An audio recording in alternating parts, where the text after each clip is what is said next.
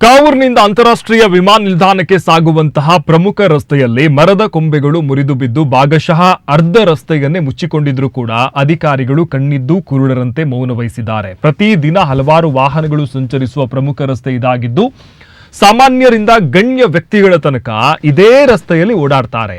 ಹಾಗಿದ್ದು ಕೂಡ ಮುರಿದು ಬಿದ್ದಿರುವಂತಹ ಕೊಂಬೆಗಳ ತೆರವಿಗೆ ಸಂಬಂಧಪಟ್ಟಂತಹ ಅಧಿಕಾರಿಗಳು ಮುಂದಾಗಿಲ್ಲ ಅಂತ ಹೇಳಿದ್ರೆ ಇದು ಯಾವ ಕತೆ? ಏನ್ ಅರ್ಥ ಇದಕ್ಕೆ?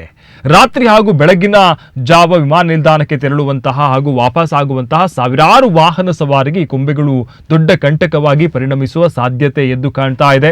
ಕತ್ತಲೆಯಲ್ಲಿ ಆಯತಪ್ಪಿದ್ರೆ ಪ್ರಾಣಕ್ಕೆ ಕುತ್ತು ಬರುವಂತಹ ಅಪಾಯ ಇದೆ. ಜೀವಹಾನಿ ಸಂಭವಿಸುವ ಮುನ್ನವೇ ಅಧಿಕಾರಿಗಳು ಎಚ್ಚೆತ್ತುಕೊಂಡು ತಕ್ಷಣ ತೆರವುಗೊಳಿಸುವ ಅವಶ್ಯಕತೆ ಇದೆ. ನಾವು ಇದನ್ನು ಗಮನಿಸಬೇಕಾಗತ್ತೆ.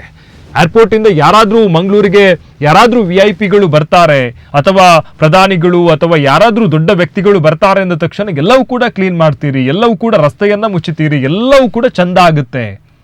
ಆದ್ರೆ ನಾರ್ಮಲ್ ಜನರು ಓಡಾಡುವಂತಹ ರಸ್ತೆಯನ್ನ ಯಾಕೆ ಈ ರೀತಿ ಮಾಡ್ತೀರಿ? ಅಟ್ಲೀಸ್ಟ್ ಆ ಒಂದು ಕೊಂಬೆಯನ್ನ ತೆಗೆಯುವಂತಹ ಒಂದು ಯೋಗ್ಯತೆ ಕೂಡ ನಮಗಿಲ್ವಾ?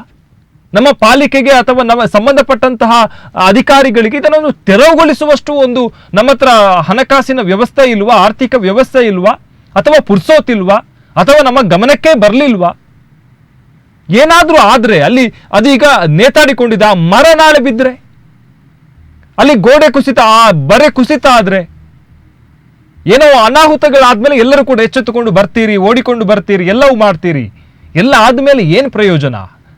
ಯಾರೋ ಒಬ್ಬ ದ್ವಿಚಕ್ರ ವಾಹನ ಸವಾರ ರಾತ್ರಿ ಹೊತ್ತು ಹೋಗುವಂತಹ ಸಂದರ್ಭದಲ್ಲಿ ಏನಾದ್ರೂ ಅನಾಹುತ ಆದರೆ ಯಾರಿದ್ದಾರೆ?